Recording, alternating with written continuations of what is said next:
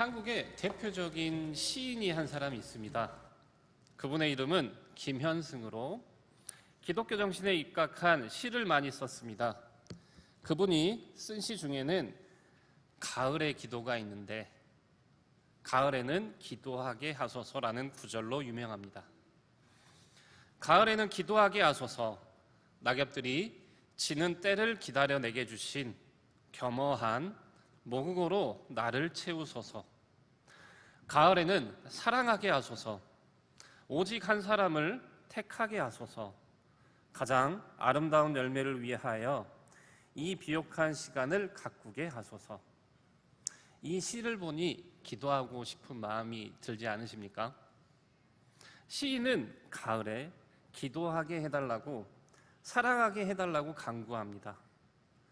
본문을 보면 바울은 빌립보 교회 성도들을 위해 하나님께 기도드립니다. 그런데 무엇을 위해 기도하고 있습니까? 사랑을 위해 기도합니다. 김현승 시인이 가을에는 사랑하게 해달라고 기도한 것처럼 바울 또한 빌립보 교회 성도들이 사랑하게 해달라고 기도하고 있습니다. 빌립보 교회 성도들은 처음 복음을 받은 날부터 지금까지 중단 없이 복음을 위한 일에 참여해 왔습니다. 이처럼 빌립보 교회가 복음을 위한 일을 쉬지 않고 계속할 수 있었던 것은 그들의 형편이 좋아서가 아니었습니다. 빌립보 교회는 안으로 분열이 있었고 밖으로는 유대인들과 로마인들의 극심한 핍박이 있었습니다. 자신들을 돌보기에도 벅찬 그런 교회였습니다. 그럼에도 불구하고 빌립보 교회에는 중단 없이 복음을 위한 일을 해왔습니다. 바울은 이런 빌립보 교회를 보면서 하나님께 감사를 드렸습니다. 그러면서 바울은 세상 끝날 때까지 빌립보 교회가 복음을 위한 일을 멈추지 않고 계속할 것을 확신했습니다. 물론 바울이 빌립보 교회 성도들을 믿었기 때문에 이렇게 확신한 것은 아닙니다. 바울이 믿은 것은 빌립보 교회 성도들이 아니라 그들 속에 착한 일을 시작하신 하나님이셨습니다. 하나님께서 빌립보 교회 성도들을 통해 복음을 위한 일을 시작하셨기 때문에 그 하나님께서 그 일을 끝맺으실 거라고 바울은 믿었습니다. 하나님의 일을 하는데 우리의 연약함은 결코 장애나 방해가 되지 않았습니다. 왜냐하면 하나님의 일은 우리 힘으로 하는 것이 아니라 하나님께서 우리에게 능력을 주셔서 하는 것이기 때문입니다. 모세가 애굽에서 종살이하던 이스라엘 백성을 애굽에서 구출한 사건을 생각해 보십시오. 당시 세계 최강국이었던 애굽에 80세 노인이었던 모세가 어떻게 맞설 수 있었겠습니까? 어림도 없는 일입니다. 하지만 결국 모세 앞에 애굽 왕이 굴복했습니다. 어떻게 가능했을까요? 하나님의 능력이 모세를 통해 나타났기 때문입니다. 모세는 아무것도 아닙니다. 하지만 하나님의 손에 붙들렸을 때 애굽이 모세 앞에 굴복했습니다. 바울이 빌립보 교회가 세상 끝날 때까지 복음을 위한 일에 참여할 것을 확신한 것은 하나님께서 그들 안에서 역사하시기 때문입니다. 그런데 바울의 확신에는 또 다른 이유가 있었습니다. 오늘 본문 7절입니다. 내가 너희 무리를 위하여 이와 같이 생각하는 것이 마땅하니 이는 너희가 내 마음에 있음이며 나의 매임과 복음을 변명함과 확정함에 너희가 다 나와 함께 은혜에 참여한 자가 됨이라. 아멘. 빌립보 교회는 그저 입으로만 복음을 위한 일을 하는 그런 교회가 아니었습니다. 그들은 복음을 위해 기꺼이 고난까지 감수해야 했습니다. 바울은 지금 감옥에서 빌립보서를 쓰고 있습니다. 그가 도덕적으로 무슨 잘못을 했거나 불법을 저질렀기 때문에 감옥에 갇힌 것은 아닙니다. 바울이 감옥에 갇힌 이유는 오직 하나, 복음 때문이었습니다. 바울은 예수님을 구원자로 주님으로 전한다는 제목으로 감옥에 갇혀 재판을 받는 신세가 되었습니다. 복음을 위한 일, 즉 예수님을 전하는 일에는 그만큼 고난이 따릅니다. 예수님은 세상을 구원하시기 위해 세상에 보냄을 받은 하나님의 아들이십니다. 예수님은 우리를 구원하시려고 당신의 생명을 주기 위해 이 땅에 오셨습니다. 그렇다면 이런 예수님을 왜 우리는 미워할까요? 오히려 우리를 구원하러 오신 예수님을 사랑해야 마땅할 것입니다. 하지만 세상은 예수님을 사랑하기는커녕 오히려 미워했습니다. 얼마나 미워했냐면 십자가에 못 박아 죽을 만큼 미워했습니다. 세상이 이처럼 예수님을 미워하는 이유는 무엇일까요? 성경은 세상이 빛보다 어둠을 사랑하기 때문이라고 말합니다. 요한복음 3장 19절입니다. 그 정죄는 이것이니 곧 빛이 세상에 왔으되 사람들이 자기 행위가 악함으로 빛보다 어둠을 더 사랑한 것이니라. 악을 행하는 자마다 빛을 미워하며 빛으로 오지 아니하나니 이는 그 행위가 드러날까 함이요. 사람은 빛을 사랑할까요? 아니면 어둠을 사랑할까요? 다들 빛을 사랑한다고 생각할 겁니다. 하지만 전혀 그렇지 않습니다. 첫사람 아담의 타락 이후 세상의 모든 사람들은 빛보다 어둠을 사랑하게 되었습니다. 왜냐하면 빛은 우리가 감추고 있는 추악하고 안 좋은 모습을 만천하에 드러내기 때문입니다. 재미있는 이야기가 하나 있습니다. 셜록 홈즈를 주인공으로 하는 추리소설로 세계적인 명성을 얻은 소설가 코난 도일의 이야기입니다. 그가 어느 날 사회 지도층에 있는 여러 사람들에게 전보를 보냈다고 합니다. 그 내용은 모든 것이 탄로 났다. 런던을 떠나라입니다. 사실 코난 도일은 무엇을 알고 이렇게 보낸 것이 아니었습니다. 그냥 호기심에 사람들의 반응을 보고 싶었기 때문에 이렇게 보낸 겁니다.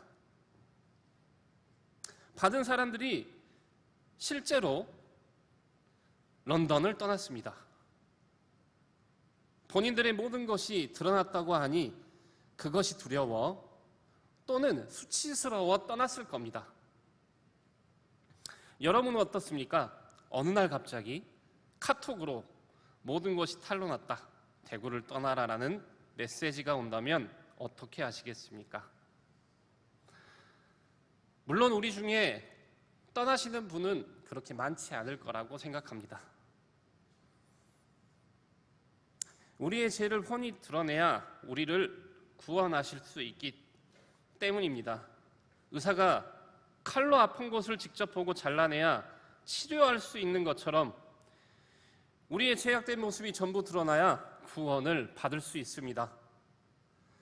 그래서 예수님 앞에 나오게 되면 그 빛 앞에 우리가 숨기고 싶었던 모든 안 좋은 모습이 그대로 나타나게 됩니다. 바로 이 이유 때문에 세상 사람들은 예수님을 미워합니다. 자신의 추악하고 안 좋은 모습이 드러나는 것이 싫기 때문입니다. 바울이 복음 때문에 감옥에 갇힌 이유를 아십니까? 복음과 예수님을 전하는 일에는 이처럼 고난이 따릅니다. 그런데 중요한 사실은 빌립보 교회 성도들이 바울과 함께 복음을 위한 고난에 참여했다는 것입니다. 그들은 입으로만 복음을 전하지 않았습니다. 그들은 자신에게 피해가 없을 정도까지만 예수님을 전하지 않았습니다. 그들은 복음과 예수님 때문에 기꺼이 고난을 받았습니다. 바울은 자신의 매인과 복음을 변명함과 확정함에 빌립보 교회 성도들이 모든 자신과 함께 은혜에 참여한 자가 되었다고 말하고 있습니다. 빌립보 교회 성도들이 바울처럼 복음을 위해 치열하게 싸웠다는 뜻입니다. 이것 또한 바울이 빌립보 교회가 복음을 위한 일을 끝까지 멈추지 않고 하게 될 것을 확신한 이유입니다. 바울은 하나님께서 빌립보 교회 성도들 안에서 착한 일을 시작하셨기 때문에 그것을 끝까지 완성하실 것을 확신하였습니다. 하지만 그것만이 아니었습니다. 빌립보 교회 성도들이 실제로 복음을 위해 고난을 받는 것을 보면서 바울의 확신은 더욱 분명해졌습니다. 하나님의 은혜를 믿었습니다. 우리는 하나님의 은혜를 믿습니다. 하나님께서 은혜로 우리를 구원하시고 은혜로 우리를 거룩하게 하시고 은혜로 우리를 천국에 들어가게 하실 겁니다. 이번에는 제 얘기를 한번 해보겠습니다. 저는 어릴 적에 꿈이 없었습니다. 목회자 자녀로 태어나 한 번도 제가 원한 꿈을 꿔본 적이 없습니다. 항상 목사님이 될 사람이니 본이 되어야 하고 행실과 태도, 믿음 안에 살라는 말만 듣고 성장해 나갔습니다. 청소년기 때에도 다르지 않았습니다. 대학에 갈 무렵 저는 처음으로 제가 하고 싶은 일이 생겼습니다. 제게도 꿈이 생겼습니다. 어느 날 어느 학교에서 연락이 오게 되었습니다. 어떤 곳이었을까요? 현실은 신학대였습니다. 그것도 신학과. 아버지께서 너무 당연하다는 듯이 등록을 하셨습니다. 신학대학교에 들어가서 1년 동안은 정말 열심히 공부를 했습니다. 군대 다녀온 후 복학 때부터 문제가 생기기 시작했습니다. 제 인생을 살고 싶다는 생각을 시작했습니다. 학교는 등록만 해두고 그렇게 잘 가지 않았습니다. 아버지께서는 절대 포기하지 않으셨고 2년 동안 이 생활을 반복했습니다. 포기를 모르시는 분입니다. 저도 끝까지 신학을 못하겠다고 대치하는 도중 이번에는 신학대학교에서 또다시 전화가 왔습니다. 학교 등록을 하지 말라는 것입니다. 저는 이때다 싶어 제가 하고 싶은 일을 시작했습니다. 사업을 하면서도 잘 될 때도 있었고 잘 못 될 때도 있었습니다. 하지만 하나님께서는 저를 버리시진 않았습니다. 어느 순간부터 가슴속에 울림이 있었습니다. 어떤 울림이었을까요? 저는 태어나기도 전부터 어머니께서 소원 기도를 하셨습니다. 아들 나면 무조건 하나님께 드린다고. 하나님께서 부르신다는 마음을 주셨습니다. 그래서 그 해에 모든 일을 그만두고 신학대학원에 진학하게 됩니다. 제가 정말 하고 싶어서 이번에는 신학대학원을 등록하게 되었고 학교를 멀리까지 다니고 있습니다. 하나님의 은혜로 저는 지금까지 살아온 것 같습니다. 목표가 생겼습니다. 하나님의 은혜를 잊지 말고 주의 종이 되어 하나님께 쓰임받는 자가 되겠다고 말입니다. 우리가 살아갈 수 있는 것은 하나님의 은혜 덕분입니다.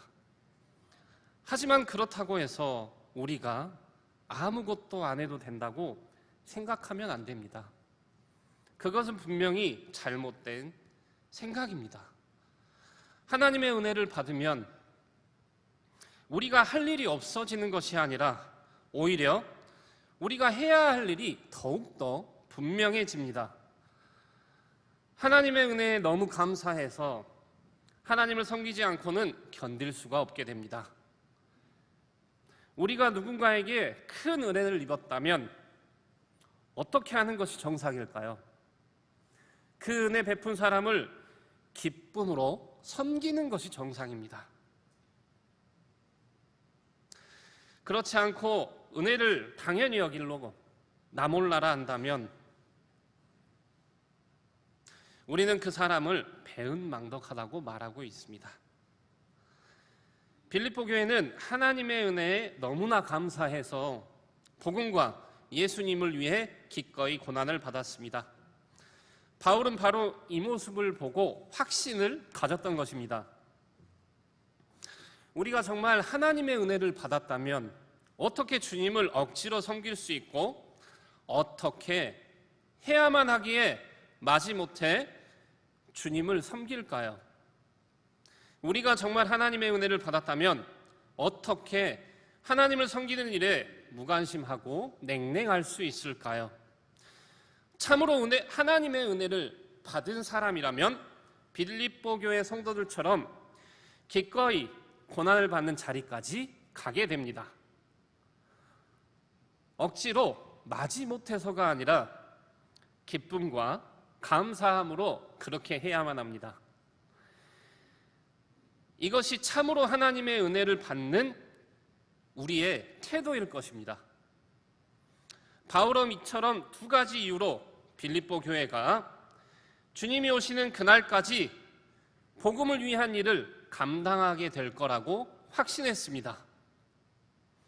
다시 말해 첫째는 하나님께서 빌립보 교회 성도 안에서 착한 일을 시작하셨기 때문에, 둘째로 빌립보 교회 성도들이 받은 은혜에 합당하기에 기꺼이 복음을 위해 고난을 받았기 때문입니다. 바울은 이런 빌립보 교회 성도들을 향해 자신의 뜨거운 사랑을 표현합니다. 오늘 본문 8절입니다. 내가 예수 그리스도의 심장으로 너희 무리를 얼마나 사모하는지 내 증인이시니라.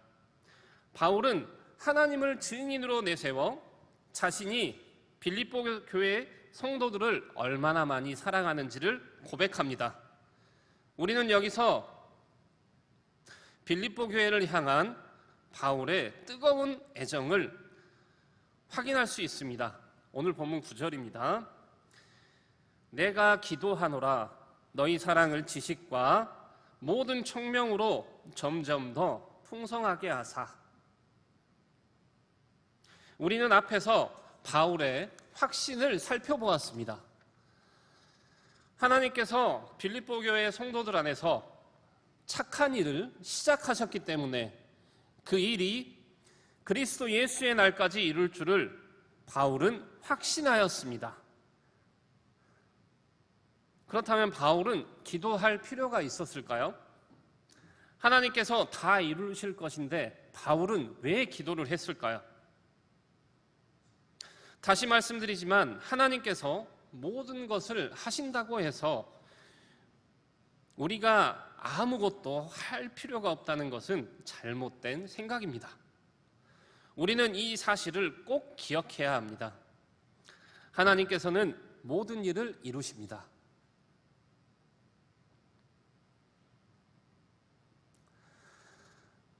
하나님은 아무것도 없을 때 세상을 창조하셨습니다. 하나님은 홀로 모든 것을 할 수 있는 전지전능하신 분입니다. 그런데 바로 그 전능하신 하나님께서 우리와 우리의 기도를 통해 당신의 일을 이루시기를 기뻐하십니다. 이렇게 함으로써 우리는 하나님의 일을 이루는 영광을 누리게 됩니다.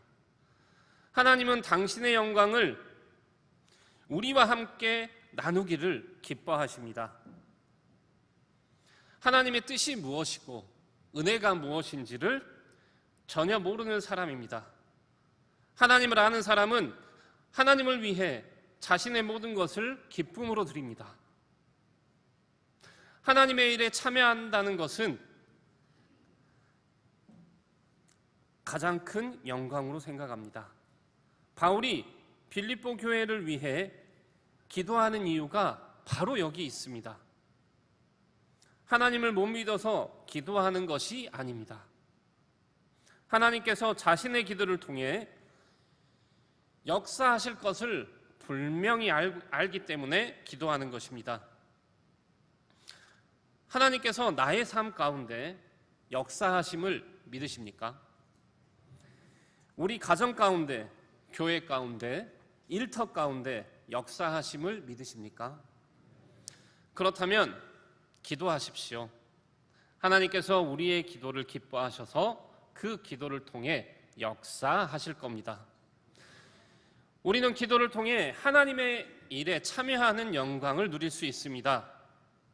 바울은 하나님께서 빌립보 교회를 통해 역사하심을 믿기 때문에 기도하고 있습니다. 한편 우리는 여기서 바울이 무엇을 위해 기도하는지 주목해야 합니다. 지금 바울은 빌립보 교회 성도들을 위해 무엇을 구하고 있습니까? 여러분은 다른 사람들을 위해 기도할 때 보통 무엇을 구하십니까? 아마도 건강, 물질의 축복, 자녀의 진로 등을 구할 것입니다. 물론 중요한 기도 제목입니다. 하지만 바울은 이런 것을 구하지 않았습니다. 바울이 구한 것은 바로 사랑이었습니다. 왜 사랑일까요? 사실 빌립보 교회 성도들에게 당장 필요한 것들이 많이 있었습니다. 교회가 분열되었기 때문에 심각한 갈등이 풀려야 했습니다. 극심한 경제적 어려움이 있었기 때문에 풀려야만 했습니다. 유대인과 로마인들이 핍박했기 때문에 핍박을 피할 수 있는 방법이 필요했습니다. 현실적으로 생각하면 빌립보 교회 성도들에게 필요한 것은 사랑이 아니라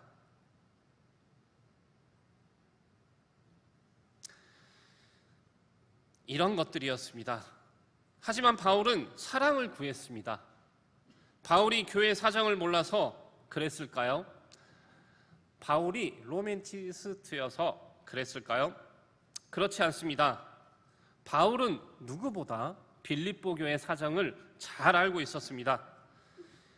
빌립보 교회에 선물을 전달한 에바브로디도를 통해 빌립보 교회의 형편을 생생히 들어 잘 알고 있었습니다.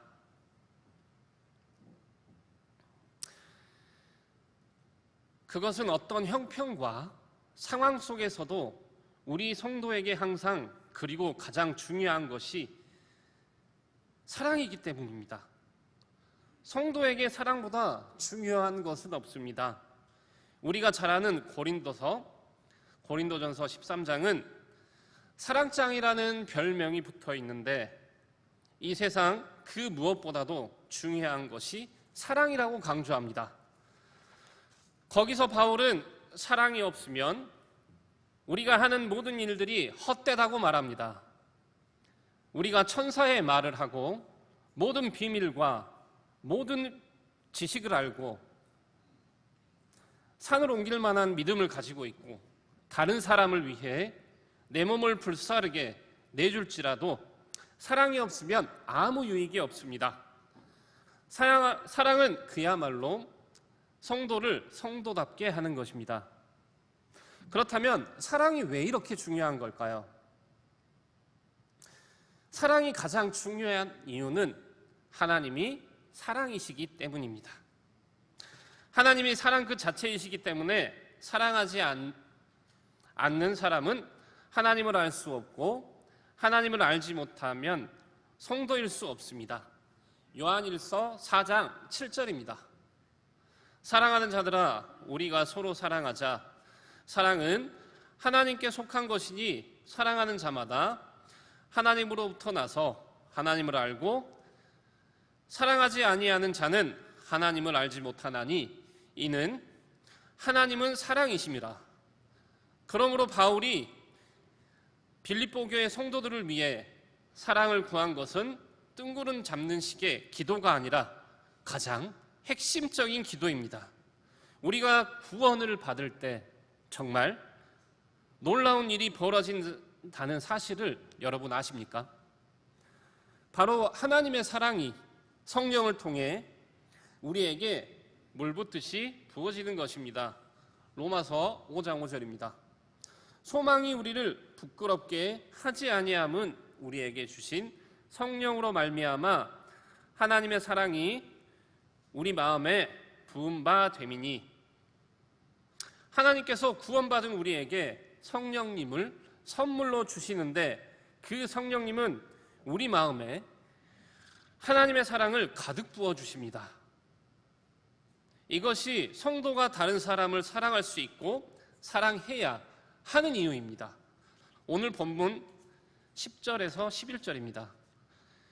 너희로 지극히 선한 것을 분별하며 또 진실하여 허물 없이 그리스도의 날까지 이루고 그리스도로 말미암아 의의 열매가 가득하여 하나님의 영광과 찬송이 되기를 원하노라.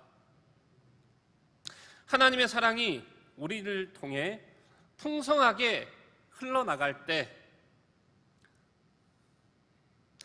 우리는 지극히 선한 것을 분별하고 진실하고 허물 없이 하나님 앞에 서게 될 것입니다. 하나님의 사랑이 흘러나갈 때 우리는 세상의 헛된 욕망으로부터 자유하게 됩니다.